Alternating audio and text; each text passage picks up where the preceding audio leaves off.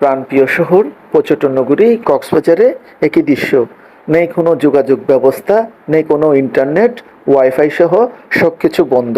প্রতিটা অলিগলিতে সেনাবাহিনী, BGB, police সহ বিভিন্ন আইনশৃঙ্খলা বাহিনী এখন পেট্রোল করছে। তা দেখে এই শহরের মনে হচ্ছে খুবই অচেনা একটি শহরে চলে আসছি। যে শহরের প্রতিটা অলিগলি আনাচে কানাচে সবসময় পর্যটক ও স্থায়ী মানুষে মুখরিত থাকতো, আজকে কয়েকদিন ধরে এই শহরে সংশয় নীরবতা বিরাজ করছে, যা একা দাঁড়িয়ে দেখতে গা ছিমছিম ও ভয়ে বুক কেঁপে উঠছে। এই দৃশ্যগুলো কখনো কাম্য নয়। আশা করছি সামনের দিনগুলোতে আগে যেমন আমাদের এই শহরটি মুখরিত ছিল মানুষজনে এবং স্বাভাবিক ছিল সুন্দর পরিবেশে, সবাই এই দিনগুলো আবার দেখব সে আশায় ব্যর্থ করছি। কারণ এই দৃশ্যগুলো পর্যটন নগরী একটি শহরে কখনো